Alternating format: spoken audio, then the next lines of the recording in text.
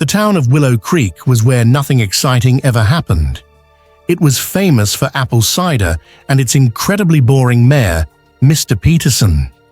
But 7 years ago, it became famous for something much scarier: the Fairchild Farm fire. That was the night Evelyn Hart's normal, sunny life ended. Evelyn, a girl who loved hiking and reading adventure books, was just 24 years old then. She had a best friend named Mia Rivers, and they were inseparable, like a pair of socks, always doing things together. The last thing Evelyn truly remembered was the smell of smoke and the loud pop of wood crackling. It was a bonfire night at the old, spooky Fairchild Farm. It was supposed to be a fun party. Instead, Evelyn woke up later, not in her cozy bed, but walking barefoot along the side of Route 18. She was shivering, and her clothes were completely coated in thick, sticky mud. When the police found her, she was quiet. Very, very quiet.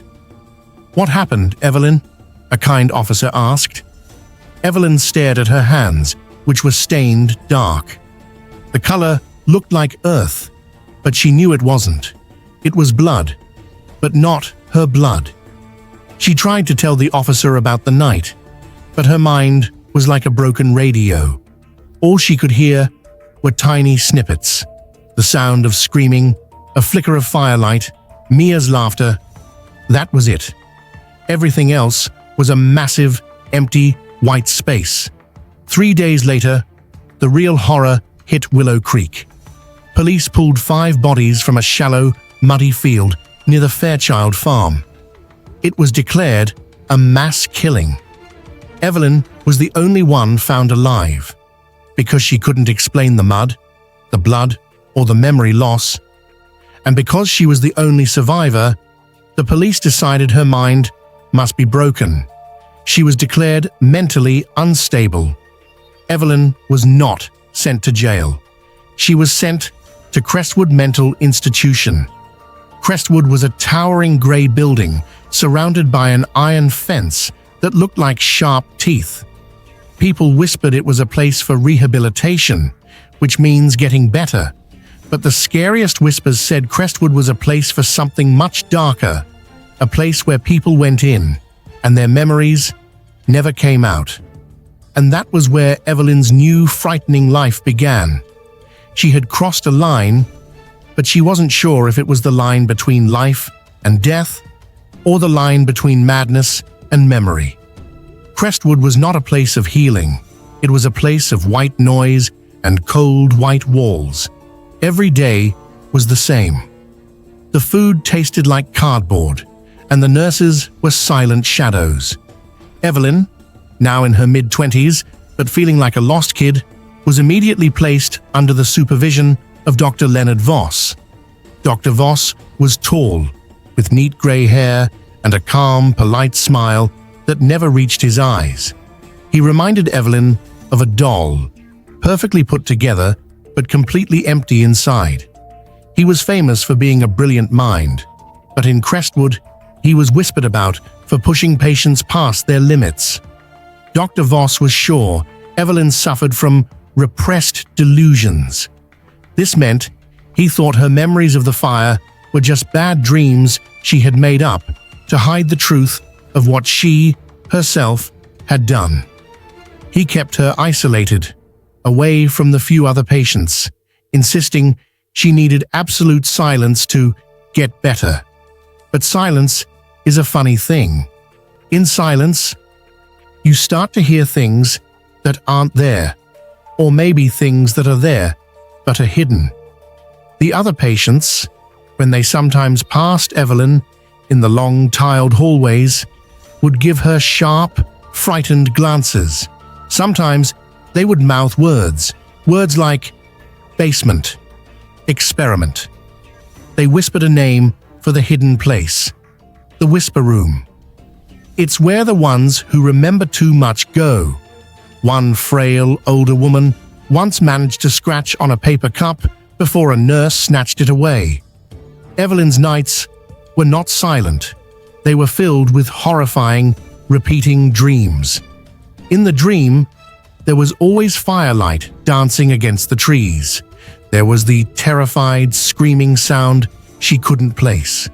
And always, a gentle woman's voice calling her name. Evelyn, run. But the worst sound was a man's voice, cold and deep. Right before she woke up in a panic, the voice hissed, "You weren't supposed to survive." 6 years passed in the cold white walls of Crestwood. 6 years of telling Dr. Voss she couldn't remember anything real. 6 years of watching the little sliver of blue sky outside her barred window. Then, everything changed in one single, terrible night. Evelyn was staring up at the ceiling, counting the dust specks in the overhead light. A pastime she had perfected over 2,505 days, when she noticed something unusual. A small folded piece of paper. It had been slipped right under her heavy metal door. How? Her door was always locked. The guards checked the hall every 20 minutes. She snatched it up, her heart hammering against her ribs like a drum solo. The note was written in a shaky, blocky handwriting, like a child's or an old person's. It only had a few lines, but they were the most important lines Evelyn had read in 7 years. They lied to you. What you saw wasn't an accident. Ask about patient 47. Evelyn felt a surge of cold terror, mixed with a burning excitement. Someone else knew. Someone else had a piece of her broken puzzle. The next morning, she asked Dr. Voss about it during her mandatory rehabilitation hour. "Dr. Voss," she said, trying to sound calm, as if she were asking about the weather. "I was reading some old literature the nurse gave me. It mentioned something about a file number, patient 47. Who was that?" Dr. Voss's reaction was everything the anonymous note writer had promised. His polite, doll-like smile instantly shattered. His face went completely pale, like he had seen a ghost. His eyes, usually cold, now held a flash of pure, uncontrolled panic. He leaned toward her. "Evelyn," he said, his voice low and dangerous. "Where did you hear that number?" "I just saw it somewhere," Evelyn stammered, terrified by the sudden shift in his demeanor. He didn't press her. He didn't need to. He knew she was lying. And she knew she had hit a nerve as thick as a main cable. Within 3 hours, Evelyn's room was emptied. She was swiftly moved to a different ward, the high-security ward. The walls here were thicker, the window was only a tiny slit, and the door was solid steel. She was truly isolated now, but in the high-security ward, she found her opportunity. Sneaking into the nurse's station during a shift change, she managed to open a file drawer she hadn't seen before. Inside were the dusty, thick medical files of patients long since released, or worse. She flipped through names, Jones, Smith, Davies, and then she saw it. A file marked P47. Inside, there was a worn, blurry photo. It wasn't an old woman or a stranger. It was a photo of a smiling, dark-haired girl she knew better than anyone. The label read, Mia Rivers, patient 47. Deceased. Evelyn dropped the file. Her hands were shaking so hard she could barely breathe. Mia Rivers, her best friend. The girl who had vanished the same night as the bonfire. But Mia never died in the fire. Mia was classified as missing. Mia was supposedly never here. Evelyn remembered the truth of Mia's death now. A truth Dr. Voss had worked for 7 years to erase. Mia never died in the fire. She disappeared. And the hospital, under Dr. Voss, had been hiding her all along, giving her a false history and a dark ending. Patient 47. Deceased. The walls of Crestwood suddenly felt like they were closing in. Evelyn wasn't crazy. She was an inmate in a secret prison, and Dr. Voss was trying to bury the last witness. She had to get out. Evelyn spent the next 2 weeks observing, calculating, and planning her escape with the focused, quiet energy of a predator. She had nothing to lose but her mind. She realized the laundry tunnels were her only chance. They were old, narrow, and ran directly beneath the main facility. They were only used once a week when the linens were collected.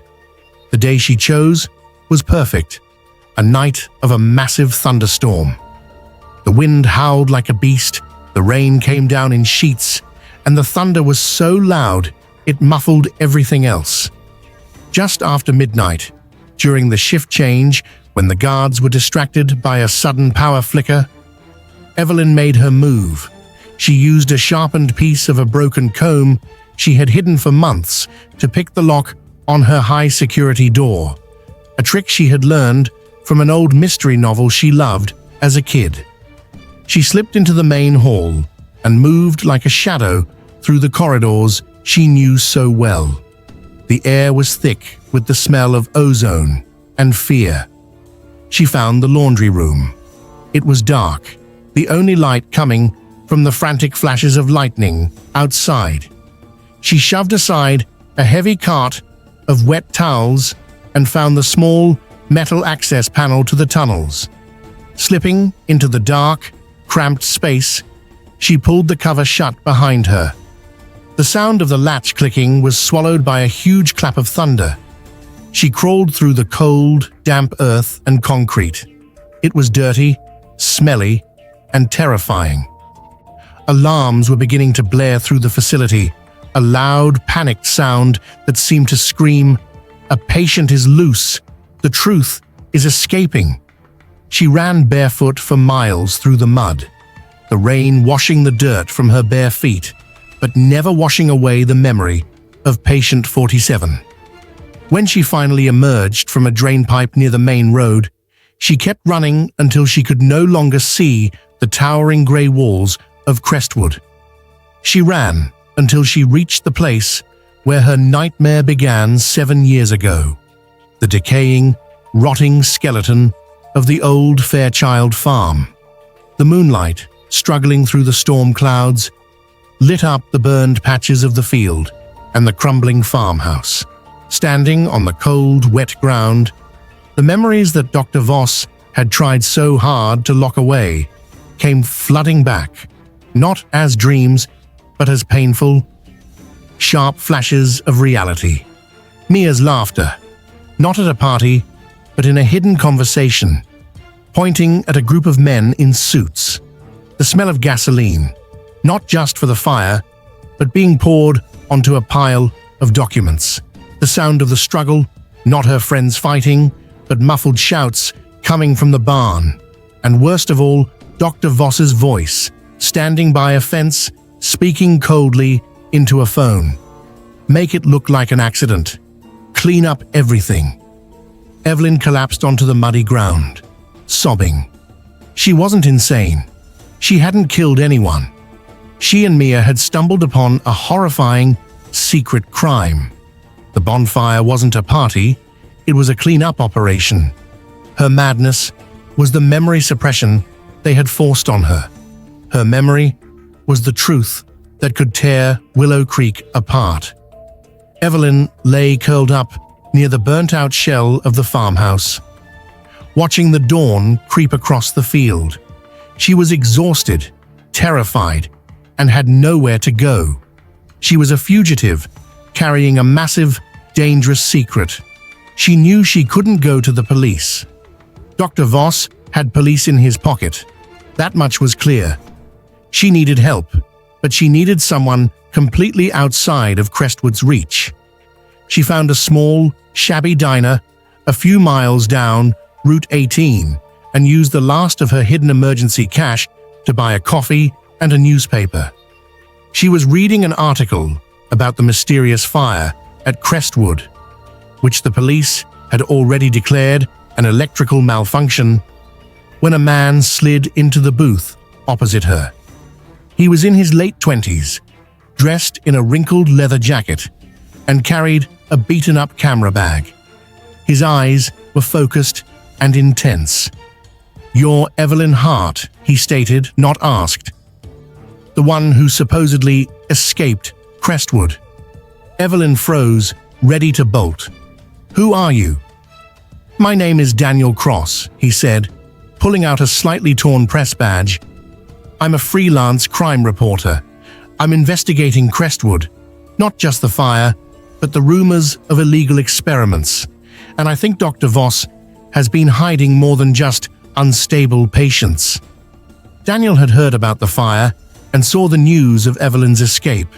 He had a hunch that the fire wasn't a coincidence, and the escapee was the key. Evelyn watched him, her hand tight on her coffee mug. He looked like an honest, slightly stressed-out young man, not one of Voss's polished agents. "Dr. Voss said I'm delusional," she warned him. "He said I was responsible for the Fairchild fire." Daniel just shook his head. "They always say that. It's the easiest way to lock up the truth." He told her about his own investigation, strange funding for Crestwood, doctors suddenly quitting, and weird, high-tech equipment being delivered late at night. "I thought you were just another delusional ex-patient," Daniel admitted, "until you confirmed my biggest fear." Evelyn was confused. "What did I confirm?" Daniel pulled out his camera and showed her a picture he had taken a few months ago from a hidden surveillance point near the institution's supply entrance. It was a blurry photo, but clear enough. It showed Dr. Voss, the polite, empty-eyed doctor, not in a lab coat, but in an expensive suit, shaking hands and laughing with a local politician, City Councilman Alistair Thorne. "Thorne vanished 5 years ago," Daniel whispered. "Official story, he ran off with a secretary and some tax money. No one ever found a body. But look at this photo. Why would a rehabilitator like Voss be secretly meeting with a councilman who supposedly fled the country?" Evelyn didn't have an answer, but she had a horrifying clue. She opened the newspaper and pointed to the section about the Fairchild victims. Among the 5 names listed as deceased was Alistair Thorne. Daniel stared at the paper, then back at the photo. "The fire was a cleanup," Evelyn breathed, finally putting the pieces together. The 5 bodies, they weren't victims of a random murderer. They were part of something else, something political. Daniel started digging into City Councilman Thorne's past, and what he found made his blood run cold. Crestwood wasn't just a hospital. It was a cover-up facility for political crimes. It was where powerful people went to disappear, or where the secrets of powerful people were buried. Evelyn and her friends hadn't crashed a party. They had accidentally witnessed a secret initiation ceremony or a secret deal between corrupt officials at the Fairchild bonfire. The accident was a deliberate, violent cleanup. "We have to go back to Crestwood," Evelyn said, her voice steady now, fueled by rage. "We have to find the Whisper Room." The return to Crestwood felt like walking into the heart of a nightmare. The iron gates were twisted from the recent fire, and the grounds were deserted and silent, except for the wind whistling through the broken windows. Daniel and Evelyn broke in that very night. Daniel was prepared with lock-picking tools and a powerful flashlight. Evelyn was prepared with an intimate knowledge of the building's hidden passages. They followed the whispered directions the old patients had given Evelyn years ago, descending into the absolute darkness beneath the main building. The air grew instantly colder and damper, smelling of rust and decay. They found it at the end of a long, cobweb-covered corridor, a heavy steel door, unmarked and sealed shut with a new electronic lock. "The Whisper Room," Evelyn whispered, feeling the cold metal of the door. Daniel, a master with locks, worked quickly. After a few agonizing minutes, The lock made a soft, victorious thunk. They stepped inside and shone their flashlights around. The room wasn't for medical treatment. It was a long, concrete corridor lined with soundproof chambers. Tiny, claustrophobic cells built with thick padding on the walls. It was a place for silencing. Evelyn walked slowly, her light tracing the walls. The concrete was scored with tiny, desperate markings. Not drawings, but names. She read them aloud, her voice trembling. Robert L. Smith, Sarah K. Chen. And right here, scratched crudely but clearly into the wall of the third chamber, where someone had spent agonizing time, was the name Mia Rivers. Mia hadn't been an ordinary patient. She had been silenced in this room. Evelyn stumbled back, the tears finally coming. Not of fear, but of righteous anger. Dr. Voss hadn't just experimented on her, he had imprisoned her best friend. Daniel, his face white with shock, moved toward a sturdy, old metal cabinet locked in the corner. He pried it open with a crowbar. Inside, stacked neatly, were dozens of ancient videotapes. They weren't labeled with names, but with numbers and dates. They read, Memory Suppression Trials. They found one tape labeled with a date from 7 years ago, just weeks after the bonfire. Subject E.H. Trial 1. E.H. was Evelyn Hart. Daniel quickly found an old VCR player in a nearby maintenance closet and hooked it up to his laptop. They watched the flickering, grainy footage together. The tape showed a younger Evelyn, screaming and struggling violently against the leather restraints on a cold table. Dr. Voss, wearing a medical mask, was leaning over her, holding a large syringe.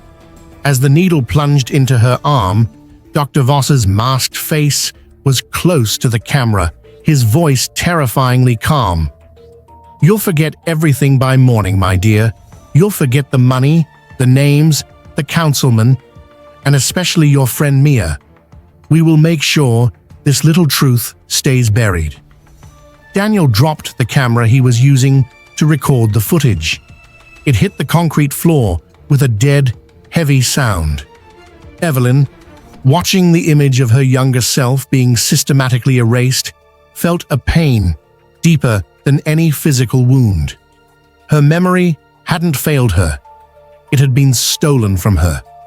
And the person who had done the stealing was the man who was supposed to heal her. Evelyn and Daniel worked through the night, transferring the most incriminating footage onto a small, encrypted hard drive. They had everything: proof of the forced amnesia, proof of Mia's imprisonment, and the names of the powerful men Dr. Voss had mentioned. This is it, Evelyn, Daniel said, his voice hoarse with exhaustion and excitement. This doesn't just clear your name.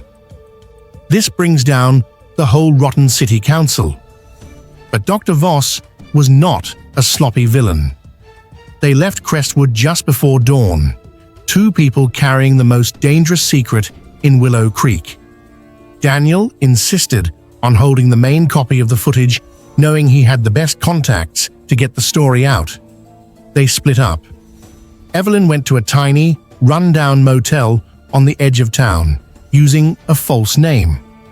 Daniel went to his usual motel room to write the story and upload a backup copy of the evidence to a secure server.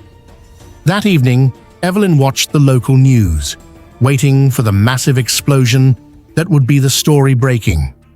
But the news anchor was only talking about Mr. Peterson and a new road construction project. Silence. She called Daniel. No answer. She called him 3 more times. Still nothing. A terrible, familiar fear, the same cold dread she felt on the night of the fire, crept into her heart. She drove to Daniel's motel. His door was slightly ajar. The room was a mess. Tables were overturned, papers were scattered, and a pool of dark red stained the cheap carpet. Daniel was gone. And worse, his laptop was smashed, and the backpack that held the main copy of the evidence, the precious videotapes, was nowhere to be found. The tapes had vanished. Evelyn was back to where she started, alone, a fugitive, carrying a truth no one would believe without proof. She searched the room frantically, her hands shaking. She found a faint, almost invisible scratch on the nightstand. It was a single, tiny, capital M. Daniel had left a message. She raced back to her own motel room. The door was securely locked. She looked down at the welcome mat. Something was there, a package, small, brown, and wrapped in plain paper. It hadn't been there when she left. Inside, there was a shocking collection of documents, her own Crestwood patient file, labeled in thick red ink. Top secret. Destroy after review. They knew where she was. They knew she had the truth. They were playing with her. But there was also a small white note tucked under the file. The handwriting was shaky and blocky, just like the note she received 7 years ago in Crestwood. The note simply read, "Mia is alive. Trust no one." The note changed everything. Mia was alive. The deceased label was a lie, a tool to erase her existence. But the phrase, "Trust no one," was the cruelest instruction. Daniel, the only person she had trusted, was now gone. Dr. Voss was everywhere. She was truly alone. Evelyn had to be smarter than them. She looked at the old patient file they had sent her. It was a threat, but it was also a map. Dr. Voss's team was sloppy enough to leave a clue. Buried deep in the discharge section of her file, she found a cryptic billing address for a medical supply shipment, dated 2 years after the fire. The address pointed to a remote area, not in Willow Creek, but in Idaho. Evelyn used her last bit of cash and stole an old beat-up pickup truck, a moment she felt incredibly guilty about, but justified as self-defense, and drove for 3 days straight, fueled by instant coffee and sheer desperation. The Idaho address led her to a quiet, isolated farmhouse. It looked completely normal, sitting in the middle of a huge, empty potato field. She knocked on the door. A wary older woman answered, her eyes instantly moving past Evelyn to check the fields. "I'm looking for Mia," Evelyn said, her voice catching. The woman's face immediately went slack with alarm. She tried to slam the door, but Evelyn blocked it with her foot. "Mia Rivers," Evelyn pleaded. "She was patient 47 at Crestwood. I'm her friend. I know she's alive." The woman sighed, her resistance crumbling. She let Evelyn in, checking the windows nervously. "They told me she was crazy, a runaway criminal I was just helping. They pay me to keep her quiet." In a small, dark bedroom, Evelyn found her, Mia Rivers. She was lying in a small bed, alive but heavily medicated. Her eyes were dull, and her movements were slow and confused. She had been robbed of her mind, just as Evelyn had almost been. Evelyn rushed to her side, tears finally streaming down her face. "Mia, it's me, Evelyn. We escaped the fire. Do you remember?" Mia blinked slowly, staring at Evelyn's face. A flash of recognition, sharp and painful, crossed her eyes. "Evelyn," Mia whispered, her voice slow and slurry from the drugs. "They made me sign papers, legal papers. Said if I spoke, they'd make me disappear again. They'd do to my family what they did to the others." Mia, through tears and a fog of medication, confirmed the horrible truth. The bonfire wasn't a party, Evie. It was an initiation ceremony for the corrupt councilmen, the ones Dr. Voss was protecting. We stumbled upon them taking oaths and signing secret documents. We knew too much. They set the fire to silence everyone. When the police found you, Voss took me here. used me to fake my own death, and locked the truth away. It turned out Mia hadn't been in the whisper room to be experimented on. She had been there to be held, to sign the false Patient 47 deceased papers, and to be threatened into silence. She was the one who, out of love and fear, had slipped the notes under Evelyn's door over the years, risking everything to save her friend. Evelyn helped Mia up. They were weak, scared, and miles from help, but they were together. Evelyn realized she didn't need the videotapes anymore. She had the living truth, the only proof that couldn't be erased, Mia's story. Using a burner phone Mia's caretaker had kept hidden, a tiny slip-up by Voss's security team, Evelyn didn't call the local police. She didn't call a newspaper. She went live. She used a streaming broadcast app, going live at a local internet cafe. Her face pale, but her eyes burning with an unshakable resolve.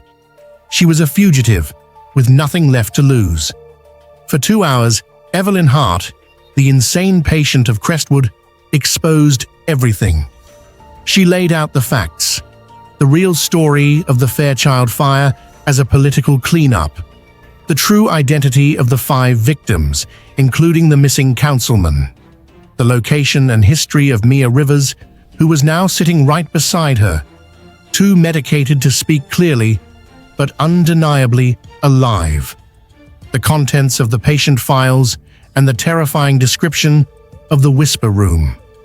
She didn't have the tapes, but she had the emotional truth, and that was more powerful. She showed the world the scratches on the wall, the name Mia Rivers, and the note from Patient 47. The broadcast went viral in minutes. The story of the mad patient was suddenly a story of corporate and political corruption that was too big to ignore. Dr. Leonard Voss was arrested just 3 days later while trying to board a private plane to a country with no extradition treaty, but the conspiracy fought back one final time. Crestwood Mental Institution mysteriously burned down that same week. The fire was huge, uncontrollable, and devastating. Official reports predictably called it an electrical accident caused by the old wiring. But Evelyn knew better. They tried to burn the evidence. They tried to burn the whisper room. They tried to erase every last trace of their crimes, hoping to keep the names of the powerful city officials hidden forever. They tried to erase Evelyn's memories. They tried to erase Mia's life. They tried to erase the entire hospital. But the truth has a way of surviving, even when the mind forgets, and even when a building turns to ash. Evelyn Hart's confession didn't just free her. It opened the door to 100 buried lies in the quiet, apple cider town of Willow Creek. Some wounds heal. Others keep bleeding beneath the skin of the truth, reminding you of the evil that can hide behind polite smiles and cold white walls. The sign for the place that almost destroyed her was eventually taken down. A simple notice was put in its place. Crestwood Mental Institution, permanently closed 2017. But Evelyn knew that the secrets of Crestwood were still waiting to be found. The story was far from over. Evelyn and Mia were finally free, but the world didn't look like the happy ending movies. Freedom didn't taste like candy. It tasted like rust and worry. They found a small, cheap apartment far away from Willow Creek and even farther from the Idaho farmhouse. They dyed their hair, changed their names, just in case, and tried to disappear into a city where everyone was a stranger. The quiet fight. Mia was the quietest. The years of forced medication at Crestwood and the Idaho farm had left her mind foggy, like a morning filled with too much mist. She struggled to do simple things, like remembering what day it was, or even pouring a glass of water without spilling it. Evelyn, the one who was declared insane, was now the steady rock. She had to remind Mia of the past. Not to hurt her, but to keep the truth sharp. "Remember the bonfire, Mia?" Evelyn would ask softly while Mia stared out the window. "Remember what Councilman Thorne was doing?" Mia would blink slowly, and then a flicker of the old Mia would return. "The papers, the oaths, they were selling the town, Evie." These small, shared memories were their only comfort and their constant reminder that the fight wasn't over. Dr. Voss was in jail, but he wasn't the top of the pyramid. The corrupt officials he was protecting, the ones who took the oaths at the bonfire, were still out there. They were the ones who ordered the fire at Crestwood to erase the final evidence. The reporter's ghost. Evelyn kept trying to find Daniel Cross, the brave reporter who had been kidnapped. She called his office, his family, and even the police, using a payphone, of course, because she didn't trust her own lines. No one had seen him. She often wondered if his disappearance was an act of cruelty by Voss's team. They knew Daniel was the last person Evelyn trusted, and taking him was a way to make her feel completely alone. One day, Evelyn received a plain postcard in the mail. No stamp, no return address, just a picture of a lighthouse. She flipped it over. The message was typed, not handwritten. "The camera is hidden. Check the old watch. They are still searching for the footage." It was a warning, and it was signed with a single, small letter. Evelyn immediately knew it was Kara Miles, the journalist who had helped her during the first trial.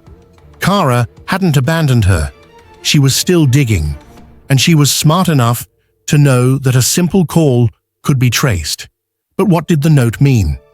"The camera is hidden." Daniel had dropped his camera in the whisper room when they watched the tape. It had been smashed. The old watch. What watch? The secret of the locket. Later that week, while Evelyn was folding Mia's old clothes, the ones she had brought from the farmhouse, she found a small silver locket stitched into the lining of Mia's old jacket. Mia had worn that locket everywhere as a kid. "Mia, do you remember this?" Mia held the locket, her eyes clearing for a moment. "My grandmother gave it to me, said it would keep my memories safe." Evelyn opened it. Inside, there were two photos, one of a younger Mia and one of a younger Evelyn. But in the tiny frame, next to the pictures, something was wrong. There was a very small piece of film, the kind used for old camera rolls, folded tightly and taped to the side. Evelyn carefully peeled it off and held it up to the light. It wasn't a still picture. It was a single, clear frame of Daniel Cross's camera screen, showing the videotape playback. It was the crucial shot of Dr. Voss injecting her and whispering, "You'll forget everything." Evelyn's heart pounded. Daniel hadn't been sloppy. When he dropped the camera, he must have realized they were being watched. He didn't just smash the laptop. He had the genius idea to take one perfect high-resolution photo of the keyframe and miniaturize it, hiding the film in the one place no one would think to look. A sentimental, insane patience locket. The old watch wasn't a piece of jewelry. It was the Watchman, Kara's old nickname for her investigative work, the one person who knew Daniel's secret plan. Evelyn now had the final proof, a physical copy of the video evidence, so tiny and well hidden that even Dr. Voss's ruthless team had missed it. Now, the real game began. She had the truth, she had her friend, and she had a very small piece of film. Her next move wouldn't be to run or hide, it would be to find the remaining corrupt officials who thought they were safe and expose them all. This is the perfect point for Evelyn to stop running and start fighting back. Evelyn's hands trembled as she held the tiny piece of film up to the light. It was smaller than a fingernail, but it contained a secret big enough to bring down an entire city's government. The film showed Dr. Voss, the man who stole 7 years of her life, injecting her and confessing the whole crime on tape. It was the perfect proof. "Mia," Evelyn whispered, showing the film to her friend. "Daniel did this for us. He knew they were watching, so he made the smallest, most secret copy." Mia, still sluggish from the drugs, managed a faint smile. He was a good reporter. Evelyn knew the stakes were higher than ever. Voss was in jail, but his powerful friends, the corrupt city officials who took their oaths by the light of the Fairchild bonfire, were still in charge. They had kidnapped Daniel, burned the hospital, and they wouldn't stop until Evelyn and Mia were silent forever. Evelyn needed to contact Kara Miles, the watchman, but they couldn't risk a phone call. Evelyn remembered the postcard, a picture of a lighthouse. Lighthouses guide people through storms. They are also usually isolated and have high vantage points. Evelyn took a risk and drove to the coast, nearly a full day's drive away. She found a quiet, old lighthouse that was closed for the season. She didn't go inside. Instead, she taped a very specific message under a rock right by the entrance. P47. EEH has the old watch's eye. Meet at the Fairview Clock Tower. Noon, 3 days. It was a code only Kara, the investigative reporter, would understand. P47. Mia Rivers, the living proof. EH has the old watch's eye. Evelyn has the camera footage, the eye, that Daniel, the old watch's ally, hid. Fairview Clock Tower. A central public location they could easily watch for traps. 3 agonizing days later, Evelyn and Mia stood disguised in the crowd near the tall, ancient clock tower in Fairview. Evelyn scanned the faces, looking for anyone who looked out of place, anyone too calm, anyone too interested in the time.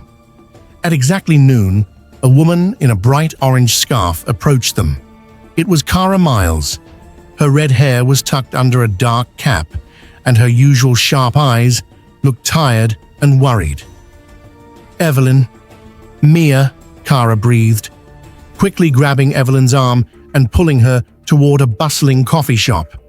"They're after you. Voss's team is furious. They know the evidence is still out there, but they don't know where." Inside the noisy coffee shop, Evelyn quickly explained the locket, the tiny film, and Daniel's genius. Kara's eyes widened with awe and frustration. "That's incredible," Kara whispered. "But a piece of film? That's not enough to run on the news. They'll just say it's fake. We need to blow it up, authenticate it, and release it all at once." "We can't take it to a lab," Evelyn said, shaking her head. "It will be intercepted. We have to use the evidence they missed." Kara leaned in. "What did they miss?" "Dr. Voss used Crestwood's own equipment to make the injection," Evelyn explained, remembering the chilling image from the tape. "He used a specialized serum to cause the amnesia. That serum had to come from somewhere, and it was probably custom-made, ordered through the hospital's accounts." Kara's eyes lit up. The paper trail. They burned the Whisper Room, but they couldn't burn the digital financial records of the entire hospital. That's the backup. Kara would use her deep contacts and expert skills to illegally access the charred remains of the Crestwood server room before the police could completely dismantle it. She needed to find the digital backups of the hospital's purchasing logs, specifically for the highly specialized memory suppression serum. Evelyn and Mia would focus on the social proof. Mia was the living proof that a deceased person was alive. They needed to find a safe way to show her medical records, the ones that labeled her patient 47 and deceased, alongside her living face. Before they left, Kara handed Evelyn a worn, encrypted flash drive. "This is everything I have on the corrupt council members Voss protected," Kara said. "It's all their names, their secret bank accounts, and the properties they bought with the stolen charity money." "And what about Daniel?" Evelyn asked, her voice cracking. Kara looked away, her face etched with pain. "They're holding him somewhere quiet. But if we break this story wide open, they'll have to release him. He's their only leverage against the tapes. We save the town. We save Daniel." Evelyn and Mia agreed. They were no longer running from a terrible past. They were running toward a dangerous future. Evelyn looked down at the tiny piece of film in her hand. It was the smallest secret, but it was their only weapon against the biggest lies. The fight to save a city and their only remaining friend had just begun.